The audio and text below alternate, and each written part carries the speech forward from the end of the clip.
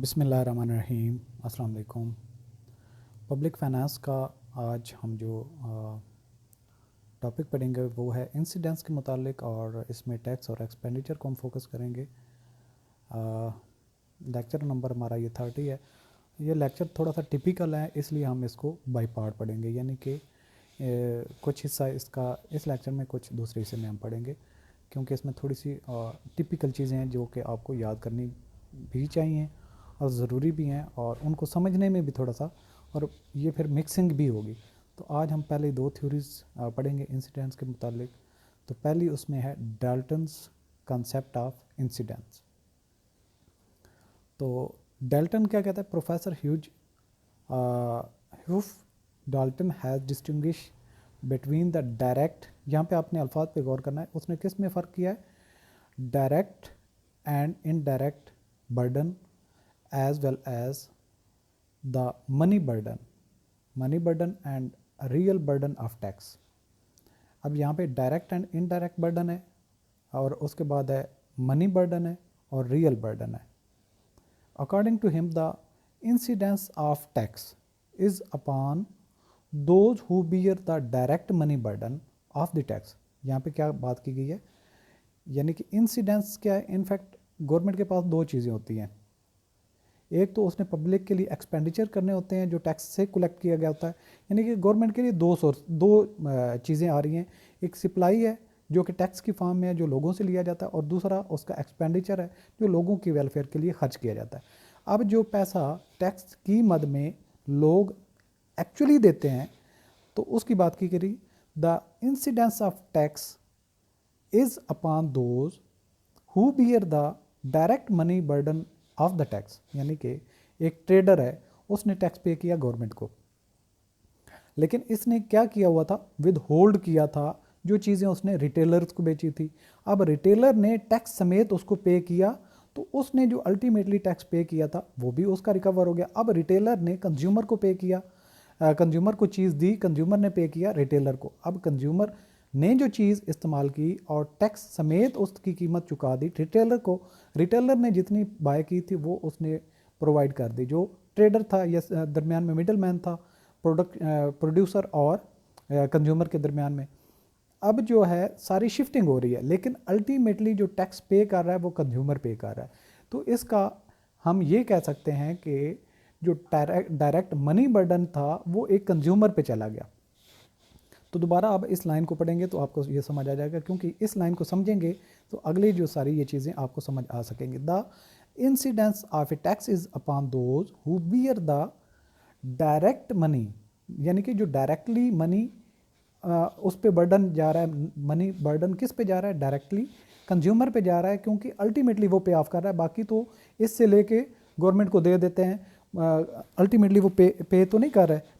The total direct money burden of a tax is the total tax revenue. तो ये जो इस तरीके से जो लोग पे करते हैं डायरेक्ट मनी बर्डन, यही असल में गवर्नमेंट का रेवेन्यू होता है, कंप्राइज करता है, जो लोग उसको डिस्ट्रीब्यूट करते हैं, यानी कि अपनी इनकम से एक्सट्रैक्ट करते हैं या उसको माइनस करते हैं। The total direct real burden of tax. अब दूसरी बात हो रही है, the total direct real burden of tax refers to the loss of economic welfare due to payment of tax. अब क्या है ये डायरेक्ट रियल बर्डन ऑफ, ऊपर हमने बात की थी डायरेक्ट मनी बर्डन, यहाँ पे डायरेक्ट रियल, यहाँ पे रियल का जो वर्ड एक एक्स्ट्रा हुआ है, चेंज हुआ है, तो ये आपने देखना है। Total direct real burden of tax. मैं ये आपको बार बार इसलिए कह रहा हूँ, रिपीट करवा रहा हूँ ताकि आप इसको याद कर सकें। The total direct real burden of tax refers to the loss of economic welfare due to the payment of tax. अब एक बंदे की 10,000 इनकम थी, उसने 1,000 उसमें से टैक्स पे कर दिया। अब उसने 1,000 जो टैक्स पे कर दिया, उस 1,000 के बदले में वो आटा खरीद सकता था, चीनी खरीद सकता था, कुछ भी खरीद सकता था, लेकिन उसने ये सेक्रीफाइस किया है। तो इस सेक्रीफाइस करने वाली जो अमाउंट है उसको क्या कहते हैं? Total direct real burden of tax. आगे चल के अगली बात करते हैं। The indirect real burden is the reduction of consumption or fall in savings. यहाँ पे ये बात की कि अब पहले हमने बात की सिर्फ डायरेक्ट की, यानी कि पहले हमने बात की डायरेक्ट मनी बर्डन और उसके हमने बात की direct real burden of tax. अब हम बात कर रहे हैं indirect real burden. Indirect real burden क्या, जिस बंदे ने टैक्स पे किया उसकी वजह से उसकी कंजम्पशन कम हो गई, यानी कि अगर आप देख रहे हैं कि वो पहले महीने में 10,000 एक्सपेंडिचर कर सकता था जो उसकी इनकम के बराबर था, लेकिन टैक्स पे करने की वजह से अब उसका एक्सपेंडिचर जो अपने लिए होगा वो 9,000 हो जाएगा। और अगर फर्ज किया वो 2,000 सेव कर रहा था, 10,000 जब उसकी इनकम थी, अब टैक्स पे करने की वजह से वो 1,000 बचा पाएगा क्योंकि 1,000 उसने टैक्स दे दिया। The direct real burden and indirect real burden together constitute the effects of taxation. तो ये इनफैक्ट जो होता है द डायरेक्ट रियल बर्डन और इनडायरेक्ट रियल बर्डन दोनों मिलके क्या करते हैं, ये टैक्सेशन का इफेक्ट्स होता है कि टैक्स का सिस्टम जब चेंज किया जाता है तो ये दोनों का इफेक्ट मिलके जो है ओवरऑल टैक्सेशन के सिस्टम की वजह से जो इफेक्ट आते हैं ये करते हैं। तो उम्मीद करता हूँ कि ये अब आपको बात समझ आ चुकी होगी कि एक सेविंग की वजह से या फिर एक्सपेंडिचर की वजह से इफेक्ट आ रहा होता है उसको इनडायरेक्ट कहते हैं, और एक जो टैक्स पे कर रहा होता है उसको हम मनी बर्डन ऑफ टैक्स कहते हैं, और दूसरा जो होता है वो रियल बर्डन होता है जो एक्चुअली अपने पैसे की वजह से वो उसका इकोनॉमिक वेलफेयर का लॉस होता है टैक्स पेमेंट की वजह से। अब hence the incidence of taxation is the direct money burden. तो ये क्या है, direct money burden of tax है। That is the actual initial payment of tax. ये असल में बेसिकली टैक्सेशन की पेमेंट होती है which may either fall upon person on whom it is initially impose. ये भी हो सकता है कि जिसने इनिशियली पे किया था वही असल में उसका पे करने वाला है, या फिर ये भी हो सकता है दरमियान में ट्रेडर आ जाए, रिटेलर आ जाए, तो फिर पे करने वाला कोई और होता है और हैंड ओवर करने वाला कोई और होता है। If shifting is possible upon some other person by whom the tax money is finally paid, यानी कि ये डायरेक्ट भी एक इंडिविजुअल पे सकता है या फिर दूसरा एक इंडिविजुअली जिसको ये शिफ्ट किया जाता है।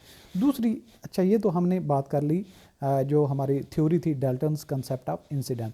अब हम बात करेंगे Mrs Hicks concept of incident. तो वो इसको कैसे डिफाइन करते हैं, ये फीमेल हैं, Mrs Ursula Hicks has classified incidents of taxation into, किस तरीके से उसको उसने डिस्ट्रीब्यूट किया।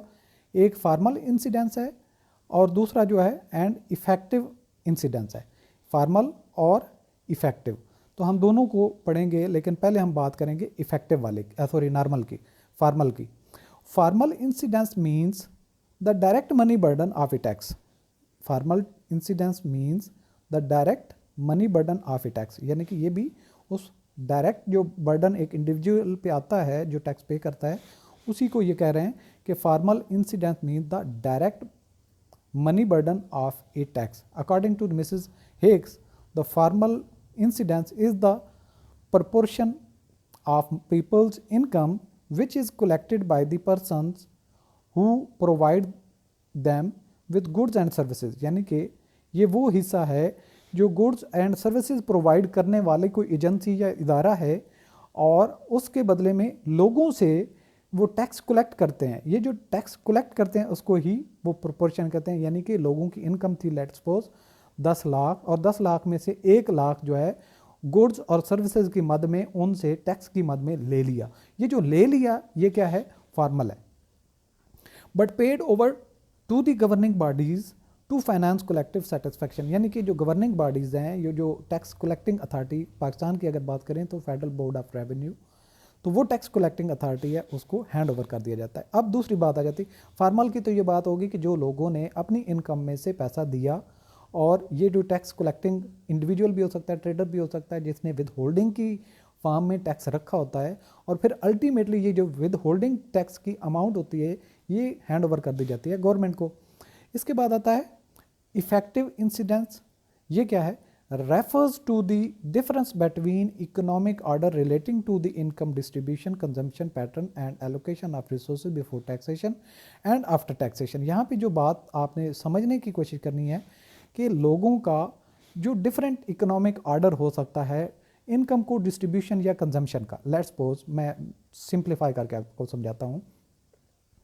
एक इंडिविजुअल की इनकम थी 20,000, अब उसने टैक्स पे नहीं करना, वो उसने गाड़ी भी रखी हुई है, वो चलाता है, उसमें पेट्रोल वगैरह डालता है, और महीने के जितना उसका घर के खर्चे हैं वो सारे मिला के एक पैटर्न उसका चल रहा है। लेट्स सपोज गवर्नमेंट ने पॉलिसी बना दी कि टैक्स अब आप भी पे करेंगे जिसने 20,000 इनकम मंथली अर्न करनी है। तो अब उस पे हम सपोज कर रहे हैं, होता इतना ज़्यादा टैक्स नहीं है लेकिन हम सपोज करते हैं उस बंदे को पर मंथ 5,000 टैक्स पे करना पड़ गया। अब उसकी जो 20,000 की इनकम थी अब कम हो के 15,000 रह गई। अब जो पहले वो गाड़ी भी चला रहा था, हो सकता है उसको साइकिल पे आना पड़ जाए या मोटरसाइकिल इस्तेमाल करनी पड़ जाए, और हो सकता है जो पहले वो कुछ और चीज़ें खरीद सकता था जो नॉर्मली यूज़ करता है, लेकिन अब टैक्सेशन की वजह से उसका पैटर्न ऑफ कंजम्पशन और सेविंग चेंज हो जाएगा। ये जो चेंज हो जाएगा इसको क्या कहेंगे, इफेक्टिव इंसिडेंस। अच्छा, यानी कि टैक्स पैटर्न की वजह से, टैक्स ना होने की वजह से उसका क्या पैटर्न था और टैक्स होने की वजह से उसका क्या पैटर्न था, ये डिफरेंस है, इसी को इफेक्टिव कहते हैं। Mrs Hicks says in order to discover the full economic consequences of a tax we have to draw and compare two pictures. वो कहते हैं दो तस्वीरों को हमें देखना पड़ेगा। One of the economic setup, distribution of consumption, wants and income and allocation of factors as it is with the tax and in question. यानी कि एक टैक्स की जब टैक्स अप्लाई किया जाता है, लिया जाता है, तो क्या सिचुएशन होती है उसको एक तस्वीर बना लें।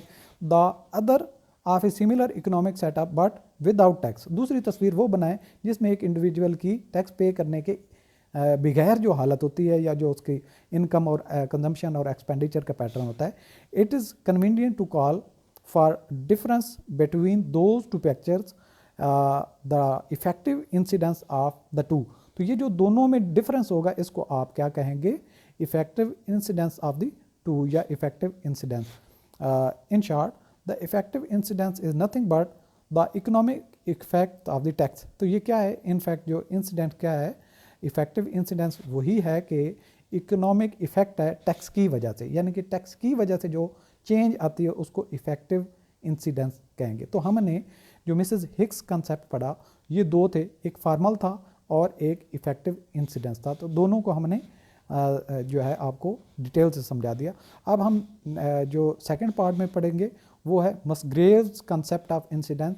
अब लेकिन उससे पहले आपने इन दोनों को ज़्यादा फोकस करना है ताकि आप इन दोनों को जब समझ लें तो दूसरा आप देखेंगे तो आपको तब सही तरीके से डिफरेंस भी समझ आएगा और फिर आपने इनको कंसेप्चुलाइज भी करना है, सिर्फ समझने की हद तक नहीं बल्कि आपने इनको याद भी रखना है।